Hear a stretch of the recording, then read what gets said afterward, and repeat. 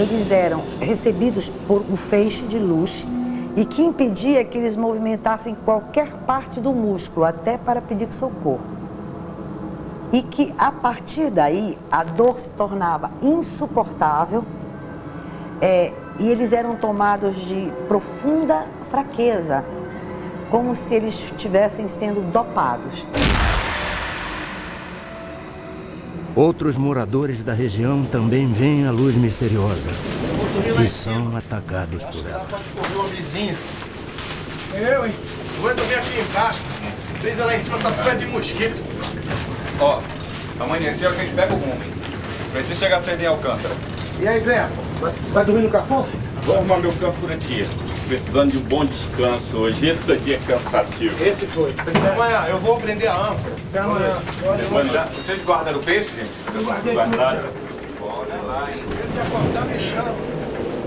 Tu é morrer, braço. Ai, tô quebrado.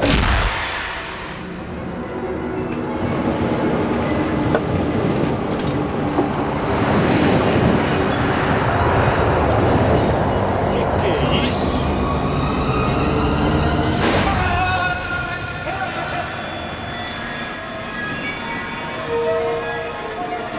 Um dos pescadores está morto. O que me chamou a atenção é que quando eu atendia uma pessoa de uma localidade chamada Ariri e uma de uma localidade chamada Candeuba, elas eram distantes mais de 100 quilômetros.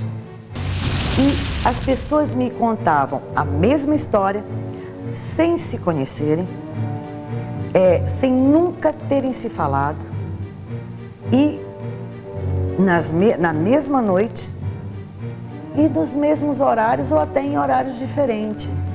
Dezenas de pessoas entram em desespero. O medo do desconhecido provoca pânico. Aconteceu isso, de eu olhar assim para o telhado e veio aquela, tipo uma lâmpada assim, acesa, e direto na minha coxa. Eu dormi até debaixo de um balcão lá em casa com medo daquilo.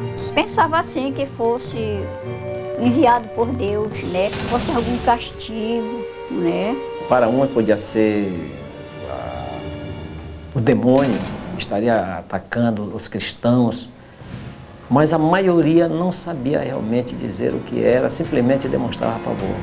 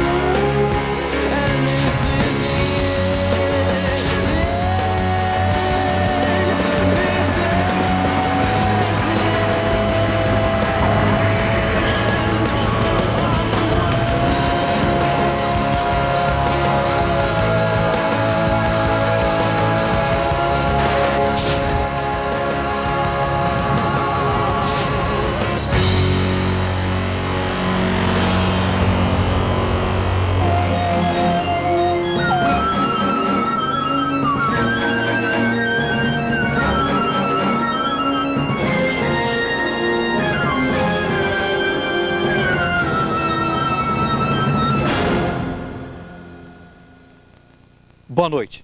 O Linha Direta Mistério continua a série de reportagens sobre fatos estranhos que desafiam especialistas e provocam medo. Hoje você vai conhecer uma impressionante história sobre discos voadores, numa região formada por 20 municípios, conhecida como Salgado, no litoral do Pará, no norte do Brasil. Tudo começou com uma luz no céu. Em seguida, uma série de ataques a pessoas. Depois, o pânico tomou conta de uma região inteira e a população se armou para combater os seres extraterrestres. Fatos reais ou um delírio coletivo? Na dúvida, militares da aeronáutica foram convocados para investigar a presença desses objetos voadores não identificados. Durante 4 meses, foi realizada a mais importante e sigilosa investigação feita até hoje no Brasil, a chamada Operação Prato. O nome Prato é o termo internacionalmente usado pelos ufólogos para designar disco voador. A Operação Prato foi, até onde se sabe, pelo menos até hoje, a única ocasião confirmada, documentada, em que uma equipe de militares das Forças Armadas de um país esteve envolvido diretamente num processo de aproximação, identificação e possível contato com seres não terrestres, não humanos, procedentes de outros pontos do universo. A Operação Prato é um dos casos mais fantásticos que tem na ufologia brasileira. O comandante da missão secreta era este homem, o coronel da aeronáutica, o Irangê Holanda Lima, que na época era capitão. Ele guardou um segredo durante mais de 20 anos. Mas em 1997, o coronel Holanda decidiu falar. Ele apareceu no programa Fantástico da Rede Globo e logo depois deu uma entrevista impressionante à revista UFO, onde contou detalhes da Operação Prato. Vamos à entrevista, coronel? Pai, o material que o senhor pediu está tudo aqui. Essa é minha filha Daniela. Tudo bom? Como vai? Minha enteada Ana Paula. Tudo bom? Eles são Marco e Ademar. Eles são ufólogos. Só por curiosidade, coronel, por que o senhor resolveu falar só depois de tanto tempo? Se não contar o que eu vi, amanhã eu posso estar morto. E a história corre comigo. O envolvimento com a Operação Prato, ela começou com a informação dada pelo prefeito da região onde estavam ocorrendo essas coisas. Mesmo antes da aeronáutica chegar ao local, nós já ficamos sabendo que a população estava assustada.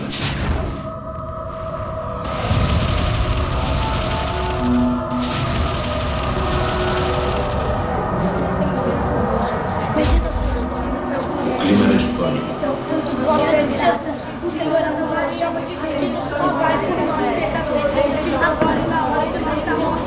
Se esses malditos chupa-chupa aparecerem, a gente acaba com eles. Ele que acaba com nós.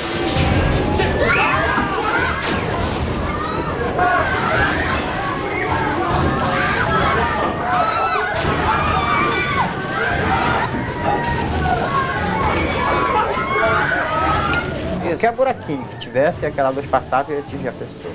E a arma nossa aqui, já sabe, que é pau, pedra, uma espingarda carregada pela boca.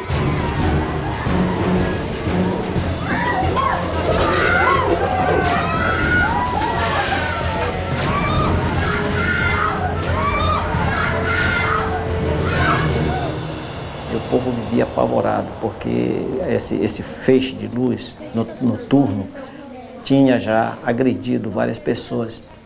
A comunidade toda se amontoava em 3 casas apenas.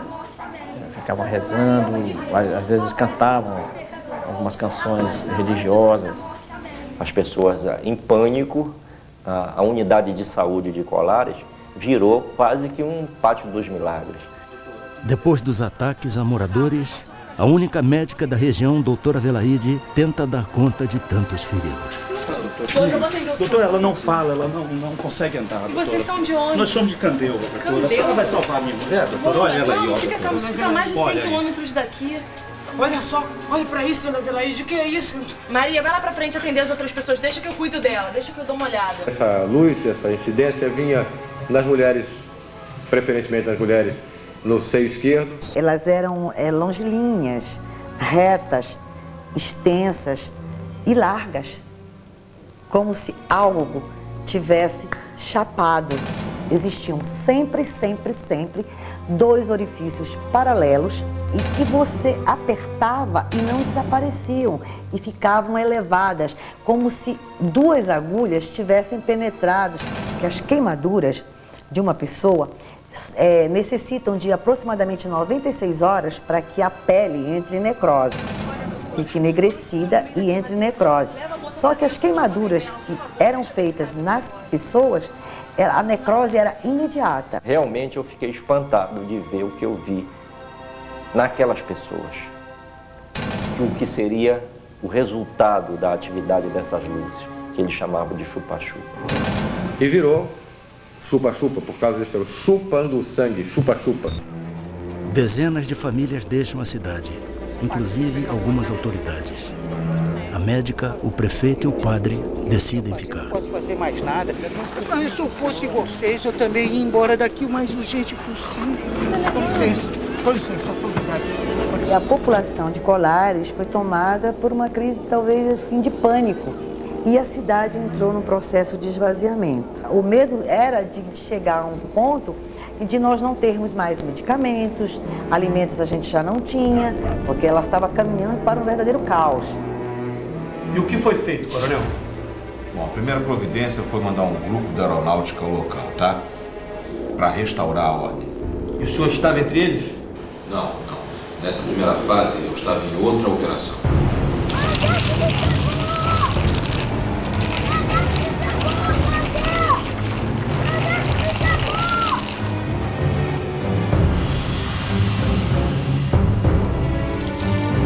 Bom dia, como vai? Tudo bem? Tudo bem. Nós estamos aqui numa missão para aeronáutica. Graças a Deus que vocês chegaram. Sargento, as pessoas estão desesperadas. A senhora quem é? Ela é a doutora Velaide. Eu acho que nós vamos precisar muito da senhora. Esse é o prefeito. Bom dia, prefeito. Tudo bem? Tudo bem. Bom, eu gostaria que os senhores explicassem pra gente o que está acontecendo exatamente. Eu só vou pedir um momentinho que a gente precisa montar o acampamento. Tudo bem? Vocês podem me acompanhar aqui na sombra? Pois não. De modo que algumas pessoas podem compartilhar, de repente, de uma situação emocional e essa situação emocional se propagar. Isso típico, por exemplo, é em casos de pânico dentro de um cinema, dentro de um supermercado, onde se avisa, de repente, que tem fogo, né? Então as pessoas, de repente, saem correndo, umas passam por cima das outras, há mortes, etc. E, de repente, o supermercado ou o cinema nem estavam pegando fogo. Existem explicações científicas, existem vários fenômenos atmosféricos raros, mas interessantes, entendeu? Lampejos no céu, luzes estranhas, que sempre, não é de hoje isso, assustaram as pessoas, né? Mas eu acho também que quando você acredita em milagre, você vai ver milagre com muito mais facilidade do que se você for uma pessoa que não acreditar nos milagres. Se fosse realmente algo de alucinação ou histeria, a aeronáutica jamais iria destacar uma equipe tão grande para fazer esses tipos de observação. Segundo testemunhas, o primeiro posto de observação da aeronáutica foi montado aqui embaixo dessa árvore, na praia do Humaitá, na ilha de Colares, a cerca de 100 quilômetros de Belém. Essa região era considerada o ponto de maior incidência do fenômeno, onde as luzes que apareciam no céu atacavam em seguida as pessoas. Naquela época, os civis foram proibidos de frequentar a base militar montada pela aeronáutica. Eles instalaram metralhadoras, metralhadoras antiaéreas, de fogo antiaéreo. Durante semanas, os militares acompanham o aparecimento dos objetos luminosos. Sargento, vem, sargento, rápido! Vem. Olha lá! Pega a câmera, rápido! Vamos, soldado! Vai, viu isso? Tô filmando.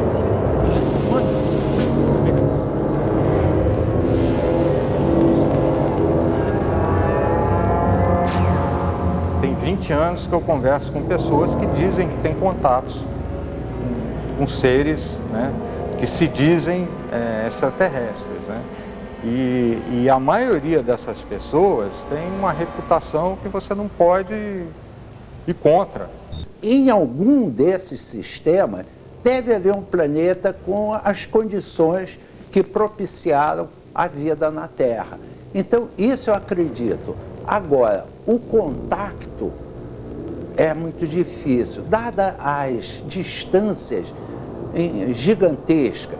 Você pode ir para um outro planeta, 50 anos-luz de distância daqui, né, e tem lá umas bactérias, uns protozoários, né, uns vírus de alguma forma, que não tem nada a ver com vida inteligente, né? Só o fato de você ter vida não significa que você venha a ter vida inteligente. Então, como é que o senhor se envolveu com a Operação Prato? Não se chamava Operação Prato. Esse nome fui eu que dei depois. Vamos combinar que, se a missão era secreta, Operação Disco Voador ia ser óbvio demais, né? Então, o senhor foi para a Amazônia e... Naquela época eu ainda era capitão. Eu chefiava o Paraçá, um serviço de resgate na selva. Eu tinha acabado de terminar um curso em Brasília e o comandante do primeiro Comar mandou me chamar. Segundo testemunhas, o relatório enviado pelos militares sobre o fenômeno das luzes impressiona o comando da aeronáutica. Capitão Holanda, o senhor acredita em discos voadores?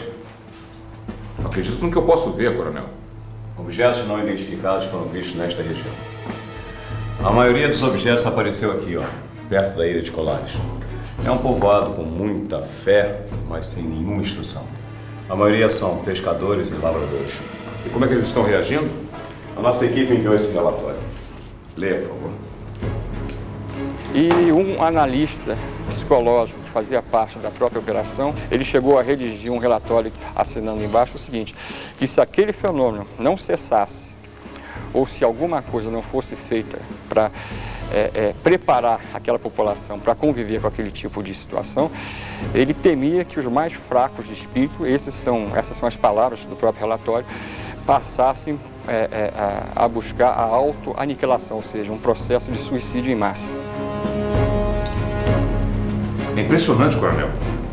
Parece até filme de ficção científica daqueles que... Mas não é. Capitão Holanda, eu quero que o senhor assuma o comando desta missão. Entendido? Dispensável. Sim, senhor. Jura de Holanda era um cara bastante destemido, por isso até que ele foi escolhido. Ele tinha a noção muito clara de que objetos voadores não identificados existiam. Ele acreditava em vida em outros planetas e acreditava que os discos voadores realmente eram um fato legítimo. Mas ele não acreditava que os fenômenos que estavam acontecendo naquela região tivessem qualquer coisa a ver com discos voadores. O capitão Holanda chega à cidade. É a maioria aqui da região, capitão, e de algumas cidades próximas daqui. E as lesões são todas idênticas?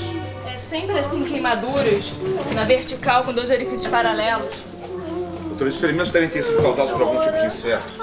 No início eu também achei que fosse, capitão.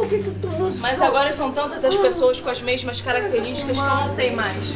Doutora, a senhora acredita em chupa-chupa? O senhor acredita? Eles me procuravam diariamente para saber o número de pessoas que eu tinha atendido, as entrevistava. Dizia que não era para se apavorar, que aquilo, né, devia ter vindo do céu, ou um planeta, uma coisa, aí ia confortando as pessoas, né? A senhora pode me contar como isso aconteceu? Foi um chupa-chupa, doutor. Eu quase morri. Estava numa procissão. Era uma romaria.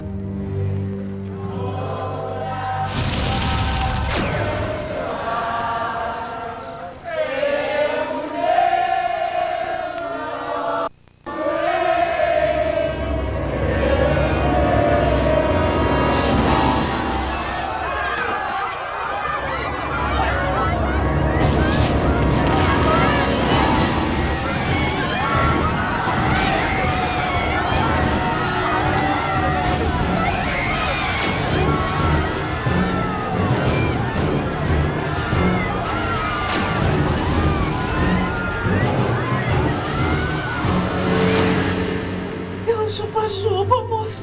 Doutor, me salva, me salva.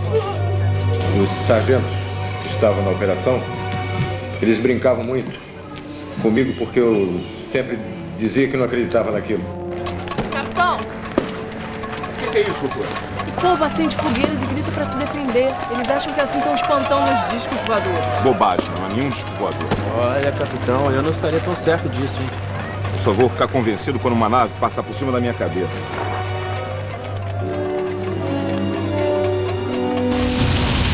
A equipe de observação comandada pelo capitão Holanda era formada por mais de 60 pessoas, entre militares do serviço secreto, médicos e até psicólogos, que vieram à cidade com o objetivo de acalmar a população. Nesse local, a chamada Praia do Machadinho, o capitão Holanda viveu uma experiência que o marcaria pelo resto da vida. Não adianta, essas luzes não me convencem, isso não passa de um fenômeno atmosférico. Mas, capitão, o senhor fotografou as luzes? Exatamente, fotografei luzes, nada mais do que luzes. Não adianta, o capitão só vai acreditar quando uma nave dessas passar em cima da sua cabeça, né?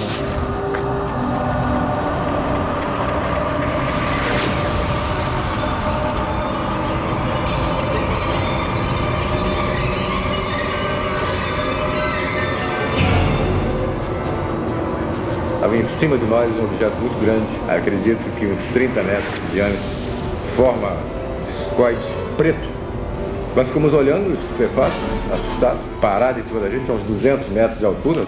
O que eu vi não tinha me satisfeito até aquele momento. Dali para frente não tinha mais dúvida nenhuma. Alô, capitão? Sim, sargento. Eu tô aqui com um vigia daquela olaria que fica ali perto do rio, e ele tá me contando uma história que eu acho importante o senhor ouvir. Tô aqui na cidade, vou pegar um depoimento. Capitão, o senhor me desculpe, mas eu acho que é importante o senhor ouvir. Coloca ele então no rádio. Pois não, vou passar pra ele. Pode falar normalmente, me conta aquela história. Seu Luiz, o que o senhor tem para me contar? Eu tava na beira do rio quando eu vi uma paca. Aí, capitão, me ajeitei pra caçar a bichinha.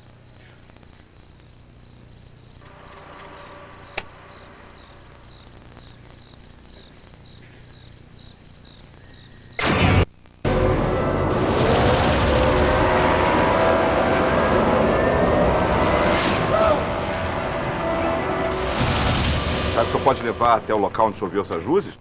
Quê? E lá outra vez, capitão? Nós tivemos oportunidade de chegar a uma pessoa que tinha tido um avistamento impressionante. Os agentes entraram para tomar um café e comer uma bolacha, alguma coisa lá, antes de entrar no barco para a gente ir para a missão. E eu, como chefe da missão, não podia me dar essas mordomias. Eu fiquei olhando fora, vendo o ambiente.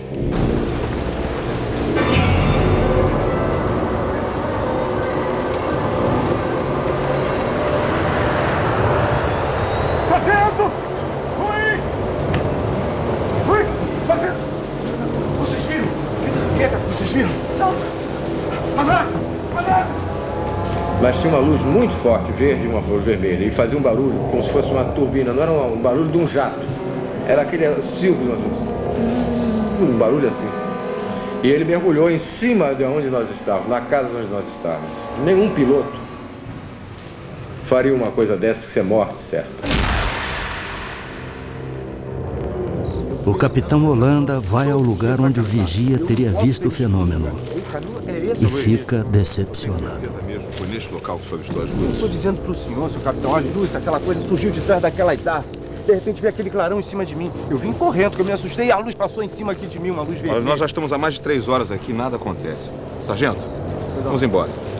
Seu Luiz, muito obrigado, vamos mudar.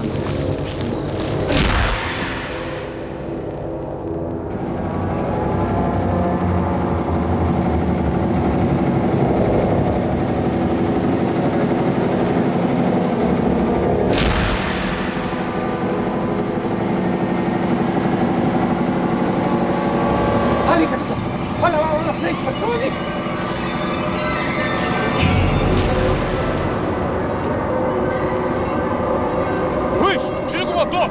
Agora a gente vai passar a noite aqui! Soldado, soldado! O binóculo, o binóculo!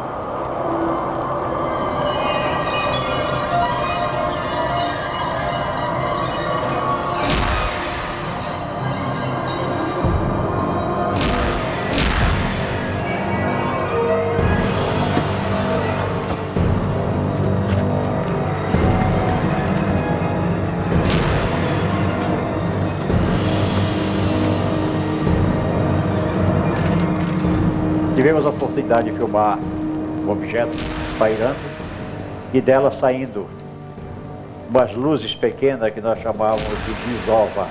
Mas voavam numa velocidade, entravam na mata, tiravam rasante, coisas fantásticas. Brincavam conosco, a verdade é que eles brincavam conosco. Se eles chegassem até aqui, depois de tamanha viagem, tamanho custo, o menos que eu esperaria é que eles fiquem brincando.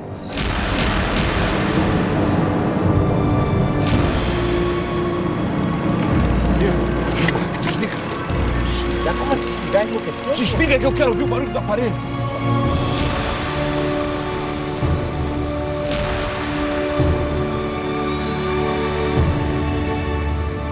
E ficou na nossa frente uma coisa assustadora, um objeto muito grande.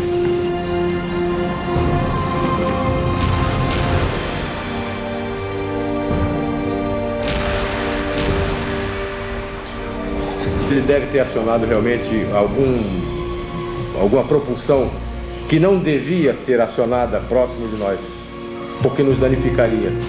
Então havia alguma pessoa, alguma inteligência ali dentro que comandou isso.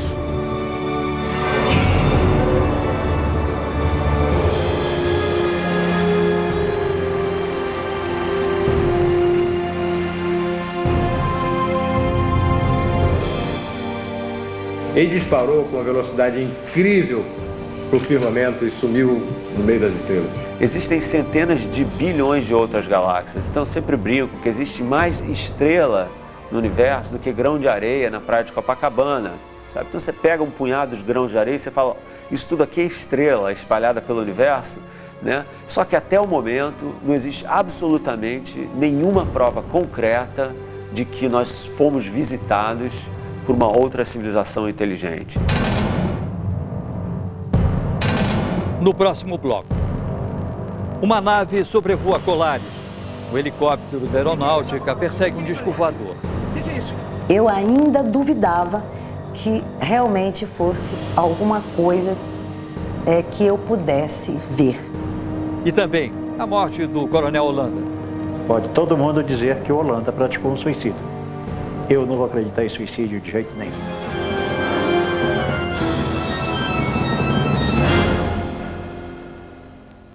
Aqui ficava o antigo centro de Colares, onde existiam apenas a prefeitura, 2 escolas, a igreja, além de um cartório e de um pequeno posto de saúde. Colares parecia uma cidade fantasma. A maioria dos seus moradores tinha fugido para o continente. As poucas pessoas que permaneceram na ilha ficavam trancadas dentro de casa, com muito medo. Quando nós estávamos chegando, tipo, uns 50 metros da minha casa, ela bateu em mim e apontou para cima. Eu tenho que pedir pro prefeito monitorar. Maria, o que foi? O que foi, Maria? O que está passando mal?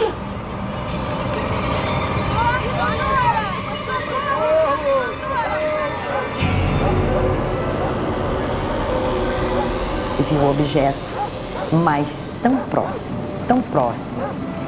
e tão bonito.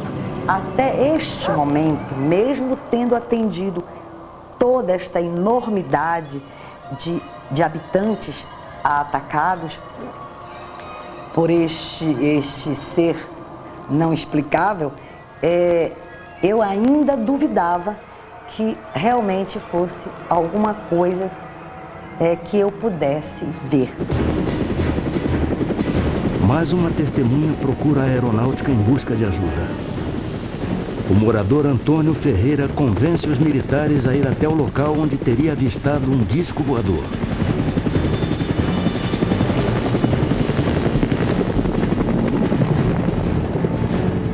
Ele vinha naquela direção. Ok, está indo já. Vamos lá, vamos nessa direção que ele está falando aí. É um voo rumo ao desconhecido. Ele vinha naquela direção. Já entendi, está indo pra lá. Ali na frente. O que é isso? De repente, uma surpresa. O que é isso? O que é isso? Está acontecendo aqui? O que está acontecendo? A aproximação com a nave provoca uma pane no helicóptero, mas os militares conseguem retomar o controle do aparelho. E na hora o piloto explicou por que o helicóptero começou a descer? Ele explicou devido à nave que paralisou. Sim. A jet toda parou, só funcionou a hélice de cima. Nós viemos baixando. Quando ele viu que nós viemos se aproximando do chão, ele rodou e acionou essa alavanca e funcionou. Segundo os ufólogos, num relatório para a aeronáutica, o capitão Holanda se rende às evidências. Ele chega a desenhar as formas de vários objetos voadores não identificados e garante que eles sobrevoam os céus do norte do Brasil. Em torno de 9 formas. 9 ou mais, pouco mais. Está tudo escrito, tudo desenhado, tudo fotografado no relatório. Fotografia, mais de 500. E filmes foram feitos 4. Um era da Força Aérea, da FAB.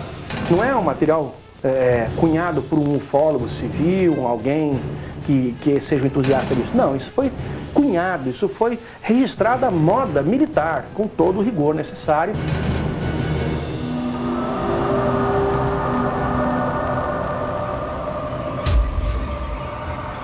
O capitão Holanda se torna um homem obcecado pelos objetos luminosos.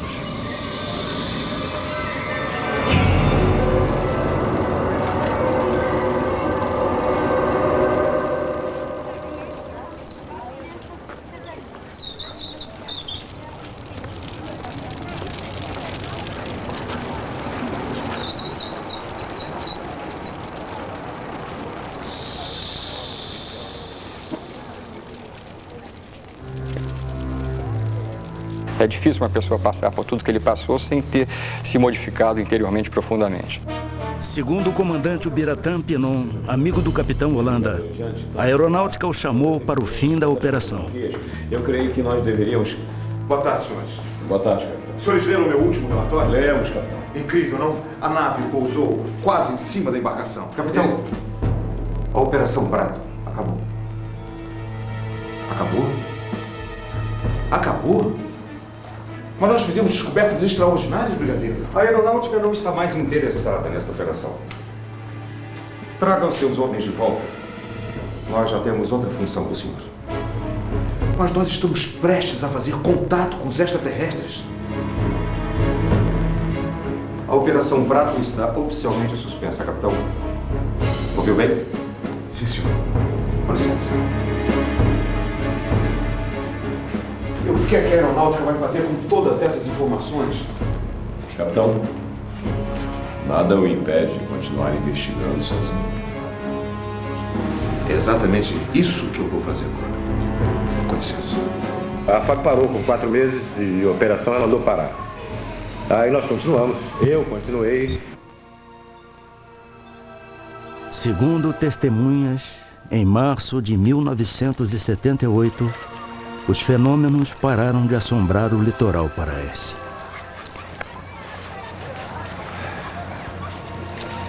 Ainda procurando as naves, capitão?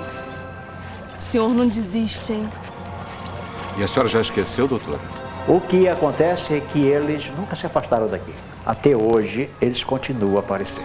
Acredito muito que eles estão entre nós, vivendo igual a nós, alguns deles, procurando uma maneira de nos conhecer melhor. Você não sabe se a pessoa que você está conversando é o alienígena ou não. Segundo revelou a amigos, o capitão Holanda, mesmo depois do fim da Operação Prato, continua a fazer novos contatos.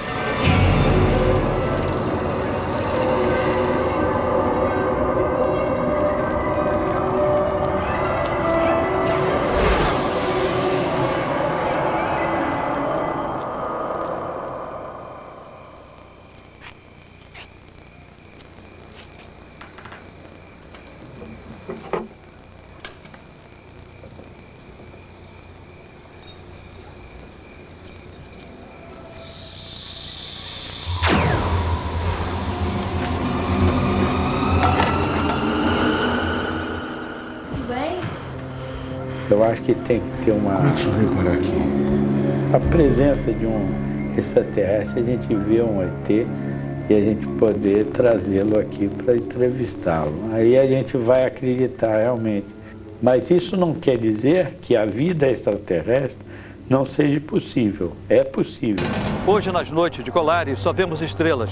As poucas pessoas que na época foram vítimas do fenômeno, que ainda moram por aqui, dizem que as marcas de queimadura sumiram com o tempo. O coronel Holanda manteve a sua missão em segredo até 1997.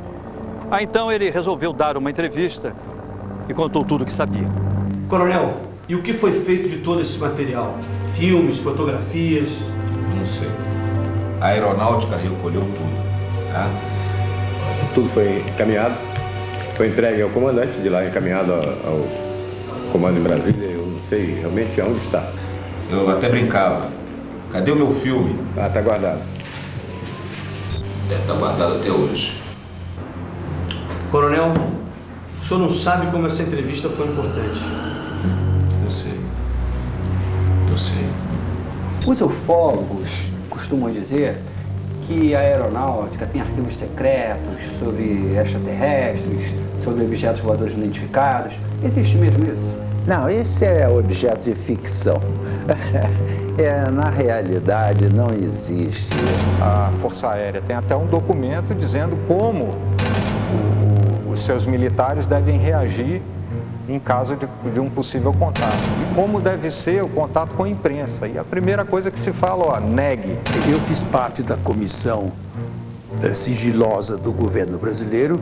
O presidente era o brigadeiro José Vaz da Silva. A primeira pergunta que eu fiz a ele, mas por que o interesse dos militares pela ufologia? Ele disse, porque esse é um assunto de segurança nacional.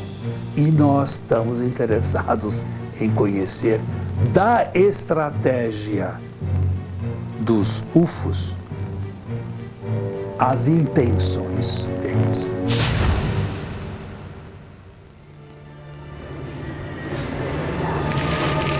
Pai, vem ver o filme com a gente. Pai, você tá bem?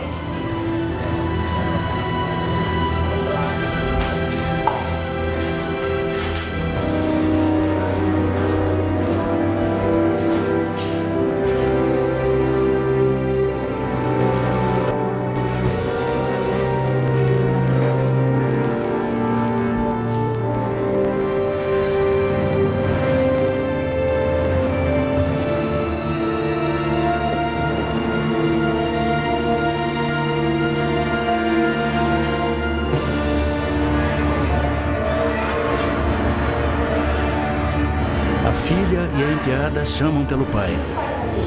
Ele se enforcou com o cordão do roupão dele.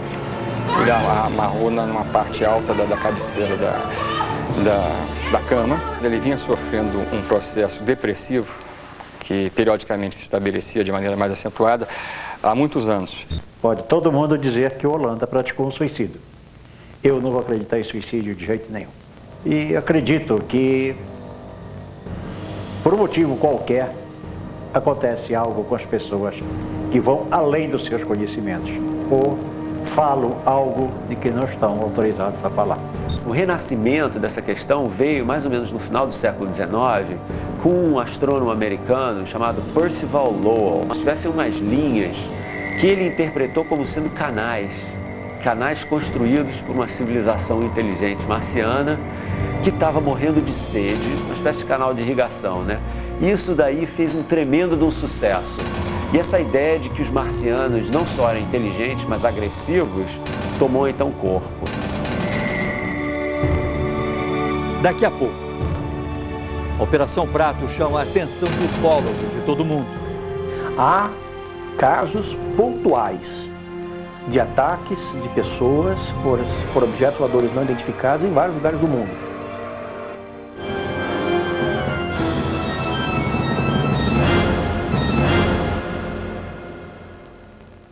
A Operação Prato se tornou um evento estudado pela ufologia internacional.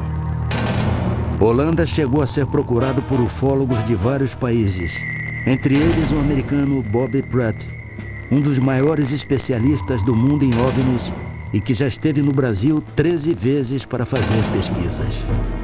Há casos pontuais de ataques de pessoas por objetos voadores não identificados em vários lugares do mundo. Mas na intensidade, com a gravidade, com a proximidade e no número que nós verificamos na Amazônia, nunca, jamais nada semelhante aconteceu em lugar algum do mundo. Em vários cantos do planeta, as pessoas continuam a se surpreender com objetos voadores não identificados. Agora, de fenômeno que você tem, que é registrado em vídeo ou registrado em foto, é muito difícil você colocar uma hipótese que não seja fraude, uma interpretação, né? Porque você justamente não tem, né, o controle da hora que aquilo estava sendo feito, né? Então esse é um problema. Você não tem nada que você chegue e fale, não, esse aí é incontestável, isso não existe. Por que eles vieram à Terra sugar sangue de brasileiro e não de africano? Não sei. A ufologia é um pacote de perguntas e isso é que deve ser levado a conhecimento das novas gerações, porque nós temos excelentes jovens superdotados. Nós adoraríamos ter contato com uma civilização extraterrestre, porque nós somos justamente as pessoas que gostam do mistério, de explorar o desconhecido. Então, quando vem essa grande surpresa, né, das descobertas, para nós é o máximo, né? Mas a gente também tem que tomar cuidado, né? Porque a gente não pode se iludir com provas falsas. Todo mundo ficava com medo desse chupa-chupa. Isso não é lenda não, seu Moacir? Ah, porque lenda é mentira, né? Não, mas isso não é mentira não, isso é verdade. Foi verdade mesmo. Mira, Vin, vai para as antenas. Vai para as antenas. Em maio deste ano, pela primeira vez, A aeronáutica aceita receber ufólogos em sua sede em Brasília. O objetivo da visita é pedir a abertura dos arquivos sobre discos voadores. O comando da aeronáutica não quis gravar entrevista sobre a Operação Prato, mas aceitou responder a perguntas por escrito. O Linha Direta encaminhou 30 perguntas. Em resposta, o Centro de Comunicação Social da Aeronáutica limitou-se a enviar uma nota ao programa. Segundo a Aeronáutica, a visita do grupo de ufólogos foi realizada para mostrar a eles o trabalho da Força Aérea Brasileira na área de defesa e controle do espaço aéreo nacional. Sobre a Operação Prato, continua a Aeronáutica. Pode-se imaginar que a Aeronáutica realiza investigações científicas a respeito de todo tipo de fenômeno aéreo. Na verdade, o comando da Aeronáutica não dispõe de uma estrutura especializada para empreender tal atividade. Com relação à Operação Prato, o comando da Aeronáutica possui apenas registros baseados em dados que teriam sido repassados por um dos participantes dessa atividade. Foi produzido um relatório com diversos depoimentos, aparentemente sem fundamentação científica. Em todo o mundo, muita gente acredita e até espera um contato com seres de outro planeta. Alguns até dizem que foram levados por seres extraterrestres e depois conseguiram voltar à Terra.